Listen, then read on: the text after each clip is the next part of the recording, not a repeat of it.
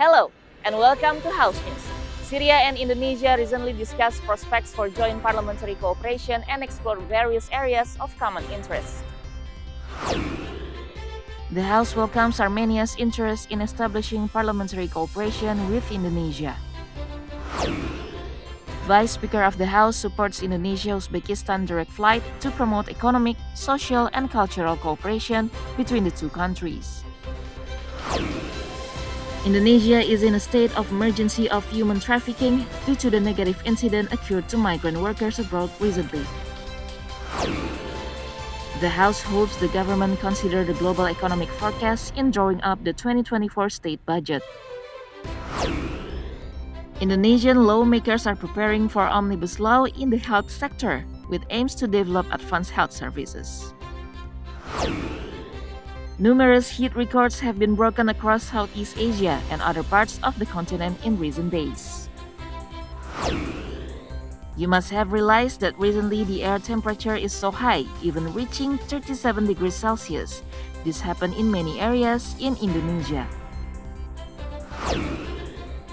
Blasting your aircon all day long can be expensive. Wouldn't it be great if there were a more affordable and eco-friendly way instead? BKSAP of the House emphasizes the commitment to bolster relations with Syria across multiple fields. The House hopes to explore more cooperation to strengthen economic ties and trade relations between the two countries. Chairperson of the Committee for Interparliamentary Cooperation or BKSAP of the House, Fadlizon receives a courtesy call from the Syrian ambassador to Indonesia, Abdul Monem Anan. Ambassador Anan highlights the historical relations binding Syria and Indonesia and the great opportunities to expand and increase the volume of trade exchange. Fadlizon assures the House will strengthen parliamentary diplomacy with Syria in various fields with a focus on expanding trade exchange and economic cooperation between Syria and Indonesia. Belakangan ini dilanda konflik ya selama kurang lebih 10 tahun dan banyak pengungsi yang keluar dan kita sama-sama tahu juga keterlibatan dari organisasi teror di situ yang menyebabkan negara yang tadinya 65% itu kelas menengah kemudian hancur. Ya, saya kira ini belakangan ini konflik itu mulai mereda dan kita juga akan melakukan satu kunjungan diplomasi dalam rangka menjembatani kepentingan masyarakat, kepentingan diplomasi parlemen ke Suriah. Ya. Fadlizon announces plans to visit Syria leading a large parliamentary delegations. The visit will address various important issues to foster stronger diplomatic ties between Syria and Indonesia. Ken Antemi, DPR Parliament report. The Committee for Interparliamentary Cooperation of the House received a visit from Armenian ambassador to Indonesia, who looks forward to boosting more partnership with the House. During the visit, the Armenian delegation expresses the interest in establishing parliamentary cooperation with the House. Chairperson of the Committee for Interparliamentary Cooperation or BKSAP of the House, Fadlizon appreciates the interest and explains the House also hopes to begin Indonesia-Armenia Parliamentary Friendship Group. Saya juga menerima Duta Besar Armenia untuk Indonesia yang baru saja mendapat pada tahun lalu, September 2022, ya mereka ingin sekali ada grup kerjasama antara Parlemen Indonesia dengan Armenia. Jadi dari sisi Armenianya mereka sudah punya, tapi dari Indonesianya belum ada. Nah, karena kita memang sudah membuat 102 grup kerjasama bilateral atau GKSB, tapi memang belum ada yang Armenia. Mungkin nanti di tahun 2024. Mereka juga ingin menjadi anggota observer Tuhan. Jadi mereka ingin ikut semakin dekat dengan Indonesia dan ingin membuka lebih banyak lagi peluang kerjasama termasuk dengan parlemen. Kira-kira itulah. Cukup ya. Furthermore, Fadlizon mentions Armenia has a chance to be involved as an observer in the Asian Interparliamentary Assembly in order to enhance the diplomatic ties among the countries.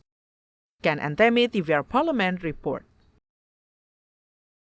In an effort to improve economic, social, and cultural relations between Indonesia and Uzbekistan, Vice Speaker of the House supports to establish direct flights between the major cities in Indonesia and Uzbekistan.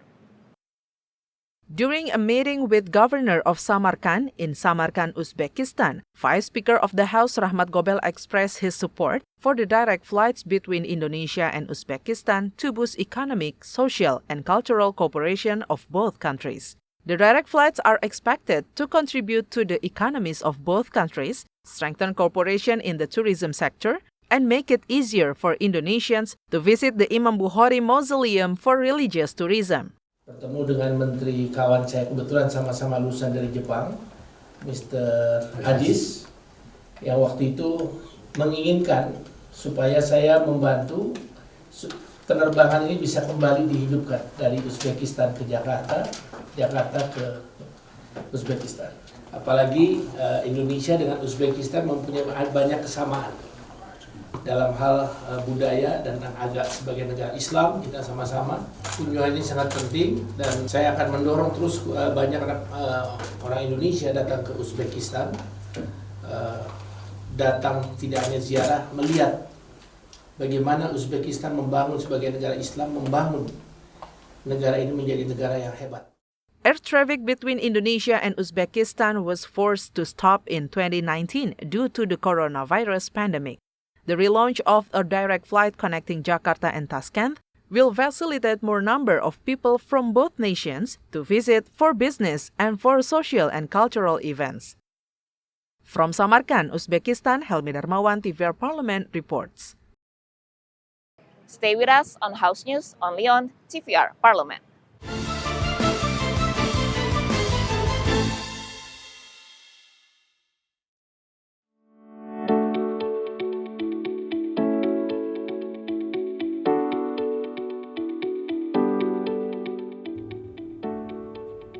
Halo pemirsa TVR Parlemen, tentu sebagian besar dari Anda banyak kan yang bekerja untuk mendapatkan uang. Nah, pastinya Anda ingin keuangan Anda dikelola dengan baik. Ada yang buat untuk kebutuhan sehari-hari, ada juga yang pakai untuk jajan, dan bahkan ada kok yang nabung untuk kebutuhan masa depannya.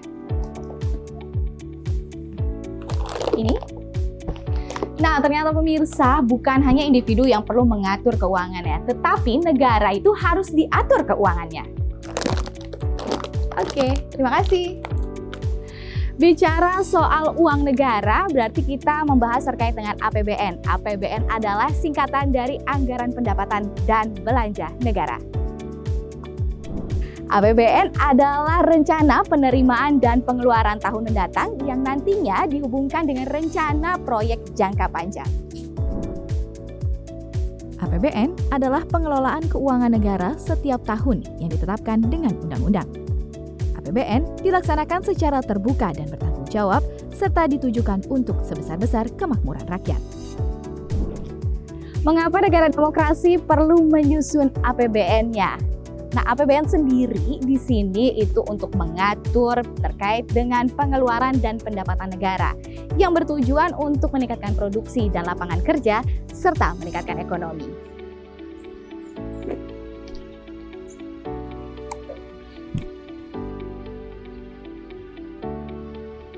Secara teori, di mana ekonomi meningkat, pastinya masyarakat akan ikut sejahtera.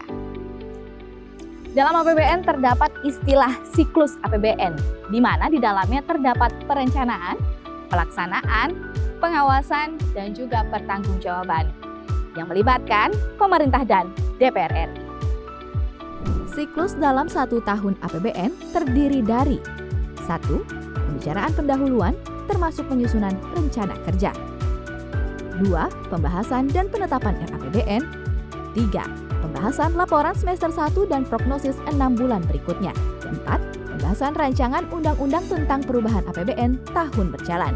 5. Pembahasan pertanggungjawaban pelaksanaan APBN. Berdasarkan Undang-Undang tahun 1945, DPR RI memiliki 3 fungsi, diantaranya yaitu fungsi legislasi, fungsi penganggaran, dan juga fungsi pengawasan. Nah, kalau soal APBN, tentunya DPR RI berada di fungsi anggaran. Terkait dengan fungsi anggaran, DPR RI memiliki tugas dan wewenang. Di antaranya, memberikan persetujuan atas rancangan undang-undang tentang APBN yang diajukan Presiden.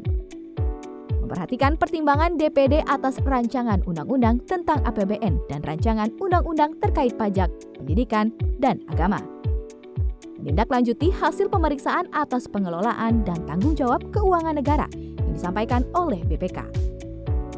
Memberikan persetujuan terhadap pemindah-tanganan aset negara maupun terhadap perjanjian yang berdampak luas bagi kehidupan rakyat yang terkait dengan beban keuangan negara.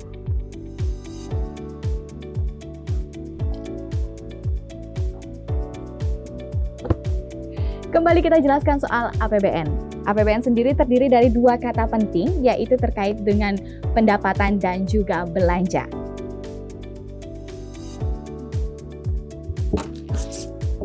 Kita jelaskan soal pendapatan dahulu, pemirsa. Nah, negara kita ini memiliki 3 sumber pendapatan.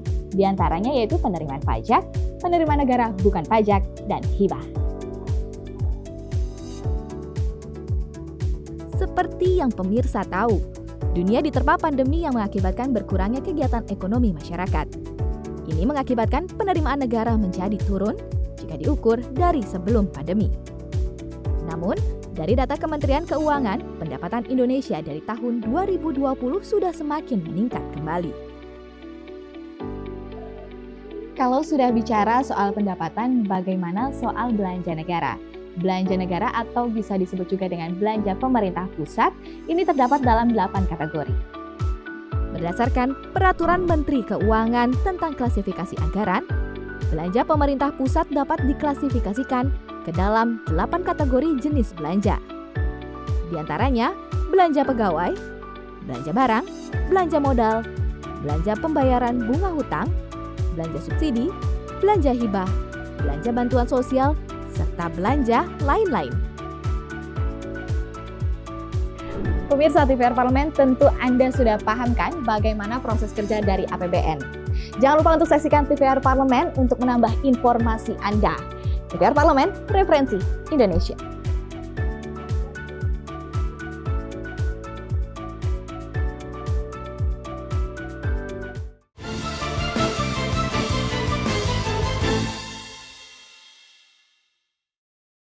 Commission 9 of the House urges various parties to make collective efforts and take more responsibility to overcome people smuggling and human trafficking crime. Member of Commission 9 of the House Neti Prasetyani says, although the role to protect Indonesian migrant workers is the main responsibility of Indonesian Migrant Workers Protection Agency or other government sectors, are also required to take the responsibility for human trafficking cases which often occurs to Indonesia migrant workers. Therefore, Neti Prasetyani encourages cross-sector coordination, including coordination between central and local government as the key against human trafficking. Neti adds the Migrant Workers Protection Agency should take more serious efforts to overcome human trafficking issues. Furthermore, Neti hopes the agency can achieve the 2023 target to eradicate criminal syndicate for human trafficking. Ya, saya pikir ini bukan hanya tanggung jawab BP2MI sendiri ya, meskipun leading sektor untuk urusan pelindungan dalam konteks penjemputan, pemulangan ya, itu harus dilakukan oleh BP2MI. Tapi ketika kita bicara seorang warga sudah meninggalkan tanah air, bekerja di negara tetangga, itu sekian belas kementerian lembaga terlibat. Seperti kalau udah di luar negeri berarti ada perwakilan kita. Hari ini saya ingin menagih kepada pemerintah ya sebagai pihak yang memiliki sumber daya paling lengkap kan, mulai dari kebijakan, regulasi, SDM, anggaran, termasuk aparat penegak hukum itu kan ada di bawah koordinasi pemerintah. Ya, masa iya kita punya Polri, punya BIN, ya nggak bisa membongkar. Gitu. The government has a responsibility to protect the citizens who work abroad as mandated by Law No. 18 of 2017 on protection for migrant workers. Based on the regulation, heavy sanctions await companies and agencies recruiting and placing Indonesian migrant workers through illegal and non-procedural means. Ken and Rifki, TVR Parliament report. Budget Committee of the House held a public hearing meeting with several economic experts. The meeting discussed the impact of international monetary policy on Indonesia's economy as consideration in formulating the 2024 draft state budget. Member of the Budget Committee of the House, Marwan Cikasan explains the conflict of Russia and Ukraine and the COVID-19 pandemic have affected Indonesia's economy. Therefore, the government, together with the House, will carefully consider the global economy factors in planning the 2024 state budget. Additionally, Marwan says the public hearing meeting also aims to obtain views on macro and microeconomics. Marwan hopes all aspects and challenges of Indonesia's economy can be carefully considered in formulating the draft state budget. Ini tentu bagian dari rangkaian kita dalam mempersiapkan penyusunan RAPBN tahun 2024. Memang pada akhirnya kan kita harus menyadari sepenuhnya bahwa ekonomi kita ini kan tidak independen, tapi dependen, tergantung bagaimana situasi dunia juga sangat mempengaruhi kita. Perang Ukraina yang belum selesai, kemudian pandemi yang juga belum terlalu tuntas, kemudian setelah pandemi banyak perbankan dunia menaikkan suku bunga, tentu ini kan berdampak pada kita, termasuk kemarin kasus kolapsnya perbankan yang ada di Silicon Valley. Nah ini yang mau kita dengar, kita cermati, dan pada akhirnya nanti akan menjadi paper untuk kita implementasikan dalam penyusunan APBN 2024. Previously, the Minister of Finance Sri Mulyani stated the government will focus on priority programs in drawing up 2024 state budget. The government's short-term focuses for 2024 are eradicating extreme poverty and reducing stunting rate. Panji and Kiki, TVR Parliament report. The House emphasizes to cater the aspirations of the Nurses Association to provide legal protection for nurses. The House also confirmed the nursing law is still accommodated in the health bill.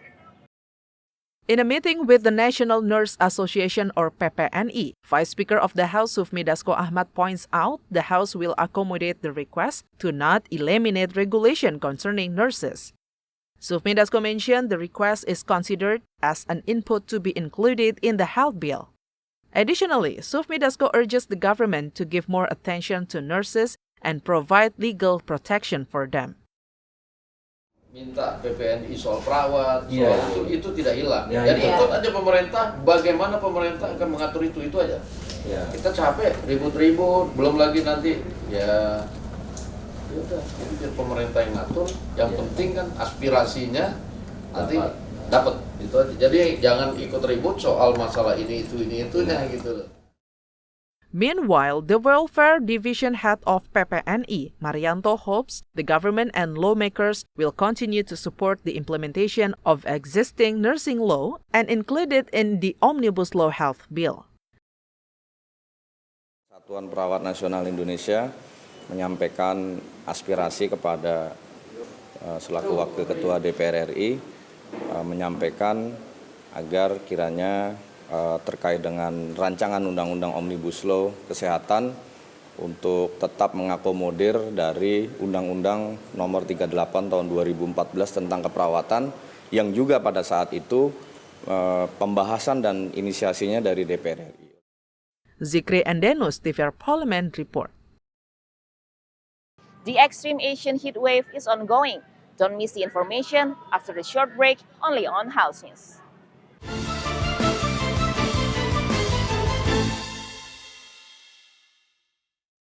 Utang-utang dulu saya.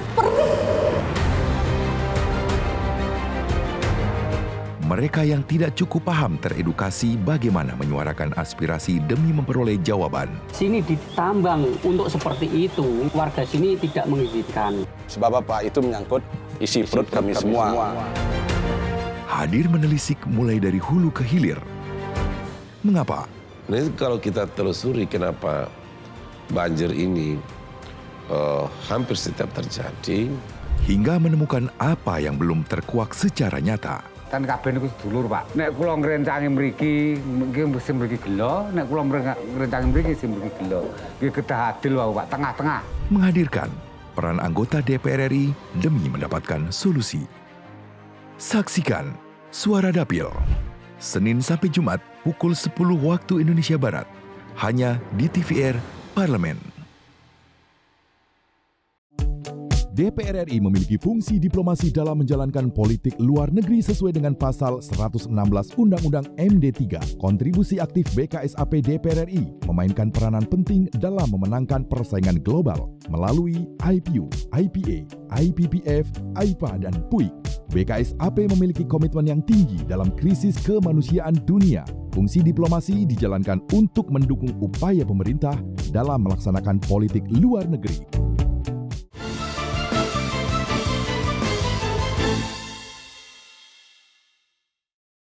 Record-shattering heat is cooking much of Asia.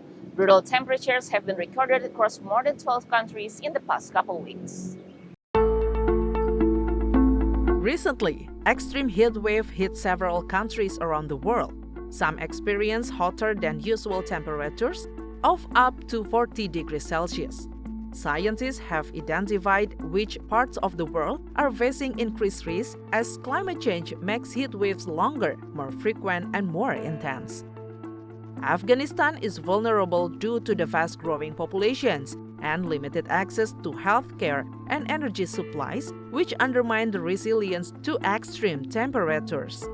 Not only is there high potential for record-breaking extreme heat, but the impacts will be intensified by the huge difficulties the country already faces.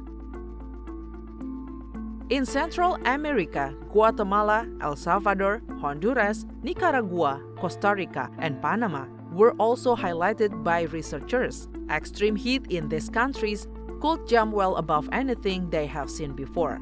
This makes it difficult for them to adapt to the maximum temperatures of the future. Researchers found Beijing and Central Europe are also on the list of hotspots that could affect millions of people living in these regions. Parts of China and Europe are already experiencing the worst spell of droughts and water shortages as rivers dry up and people are forced to control water. As heat waves are occurring more often, we need to be better prepared. We have seen some of the most heat waves lead to heat-related deaths in the tens of thousands. Being prepared saves lives. Like many places, Indonesia has recently been experiencing higher than average temperatures. However, the Meteorology, Climatology, and Geophysics Agency has stated the hot air phenomenon is not a heat wave. Indonesian Meteorology, Climatology, and Geophysics Agency or BMKG confirmed most of the countries in South Asia had been hit by heat wave since April until today. However, BMKG stated Indonesia has not experienced a heat wave, but the maximum surface air temperature is classified as hot. These are several causes of high temperatures in Indonesia. BMKG has highlighted the unusual atmospheric dynamics have been one of the reasons behind Indonesia experiencing hot temperatures in the last few days. The hot temperatures in the archipelago are a phenomenon resulting from the apparent motion of the sun, which is a normal cycle and occurs every year. This means the potential for hot air temperatures can be repeated at the same period every year. Climate experts concluded the ongoing global warming and climate change contribute to making heat waves more likely to occur more frequently. The cause of hot weather in Indonesia is the dominance of the Australian monsoon, which makes Indonesia enter the dry season. In the dry season, generally rainfall will decrease drastically and the air temperature will be higher. The hot weather in Indonesia caused by the maximum intensity by solar radiation in clear weather conditions. Want a simple trick for beating the heat at home this summer? Introduce a few special indoor plants. Not only are these green beauties on trend, they are also great for keeping your home cool. Being a tropical country, we can't help but feel like it's summer all year round. Instead of turning on your ACs, you can switch to a more eco-friendly alternative, which is plants.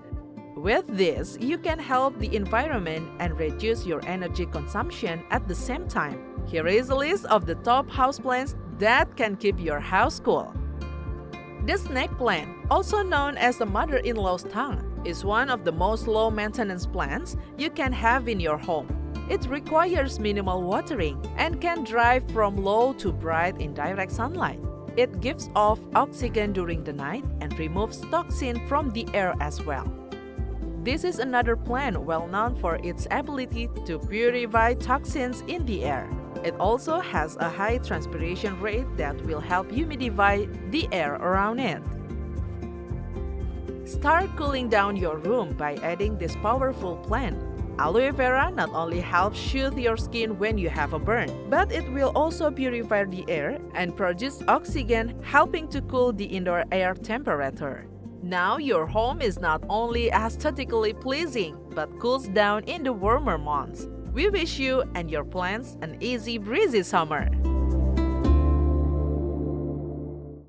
And that's House News for today.